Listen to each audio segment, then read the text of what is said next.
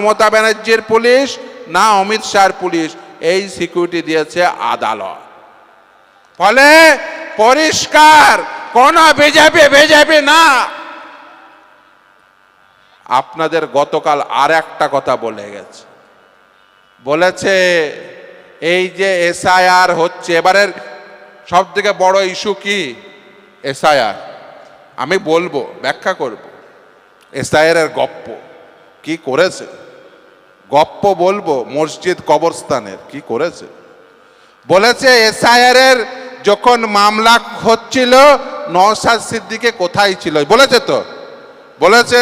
আচ্ছা, একজন কে বলেছিল না আমি জীবন্ত থাকা অবস্থায় এসআইআর হবে না, কে বলেছিল? বেঁচে আছে না? তাহলে তুমি বেঁচে থাকলে আর এসআইআর হলো, ব্যাপারটা কি? আচ্ছা, 2002 সালে, এখানে অনেক বয়স্ক লোক আছে, তুষারদা আছে, 2002 সালে রাজ্যের মুখ্যমন্ত্রীর নাম কি ছিল? বুদ্ধদেব ভট্টাচার্য। 2002 সালে আপনারা কেউ এনুমারেশন ফর্ম ফিল আপ করেছিলেন? করেননি।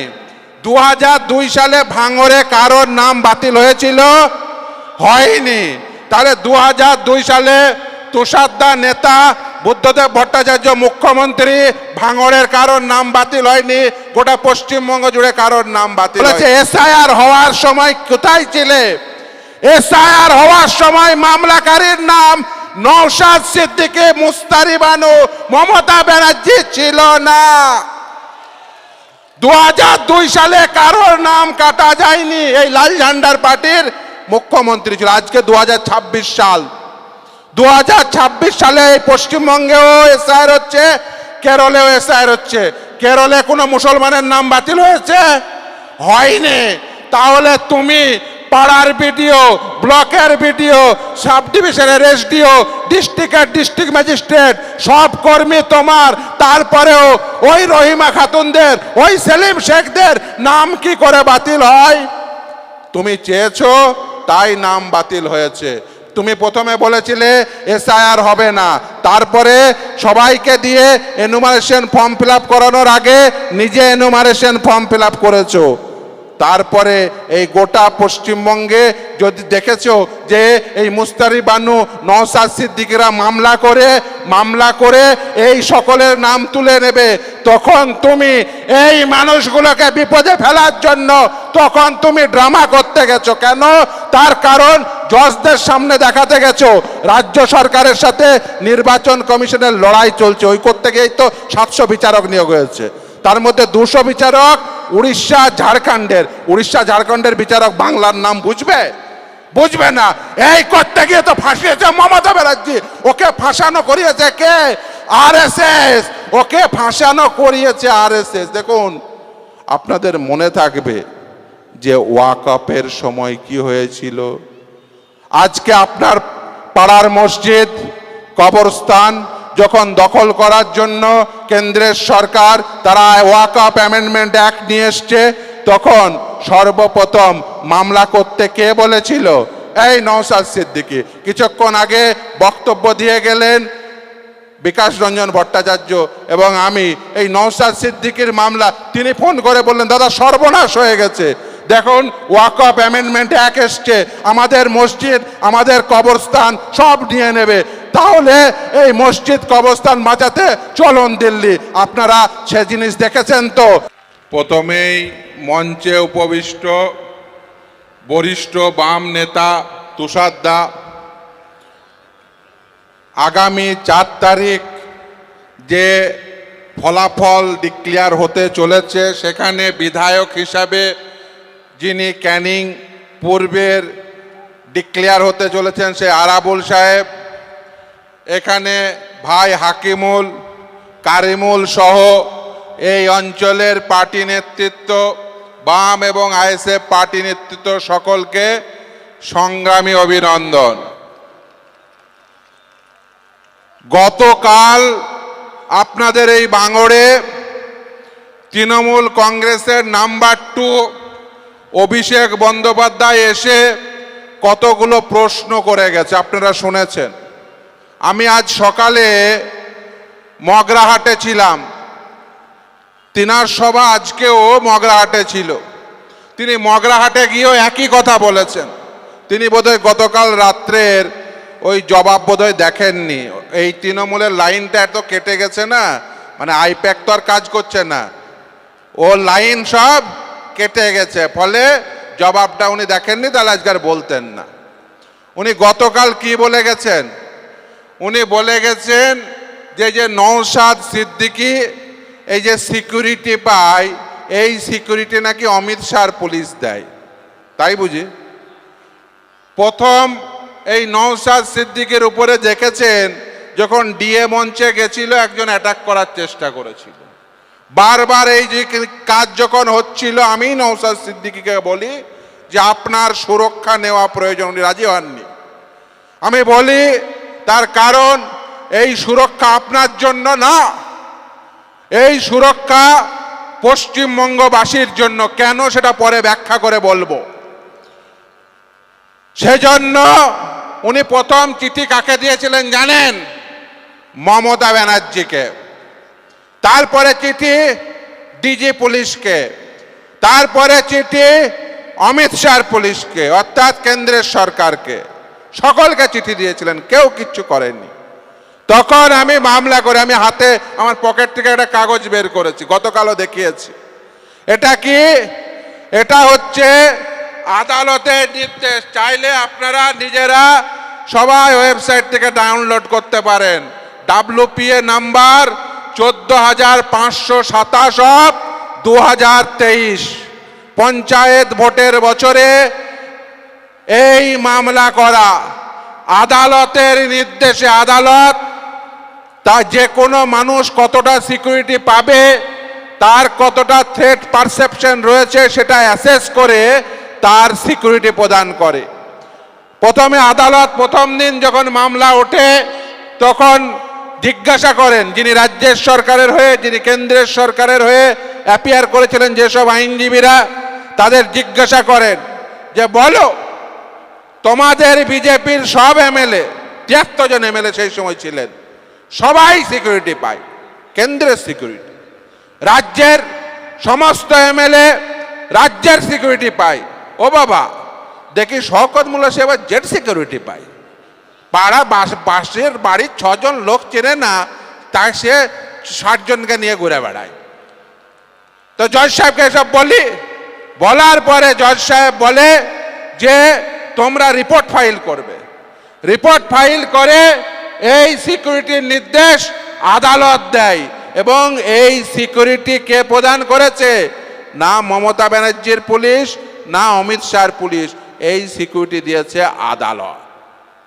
ফলে পরিষ্কার কোন বিজেপি না। আপনাদের গতকাল আর একটা কথা বলে গেছে, বলেছে এই যে এসআইআর হচ্ছে, এবারের সব থেকে বড় ইস্যু কি? এসআইআর। আমি বলবো, ব্যাখ্যা করব। এসআইআর এর গপ্প কি করেছে, গপ্প বলবো। মসজিদ কবরস্থানের কি করেছে বলেছে। এসআইআর এর যখন মামলা হচ্ছিল, নওশাদ সিদ্দিকী কোথায় ছিল বলেছে তো? বলেছে। আচ্ছা, একজন কে বলেছিল না আমি জীবন্ত থাকা অবস্থায় এসআইআর হবে না? কে বলেছিল? বেঁচে আছে না? তাহলে তুমি বেঁচে থাকলে আর এসআইআর হলো, ব্যাপারটা কি? আচ্ছা, 2002 সালে, এখানে অনেক বয়স্ক লোক আছে, তুষারদা আছে, 2002 সালে রাজ্যের মুখ্যমন্ত্রীর নাম কি ছিল? বুদ্ধদেব ভট্টাচার্য। 2002 সালে আপনারা কেউ এনুমারেশন ফর্ম ফিল আপ করেছিলেন?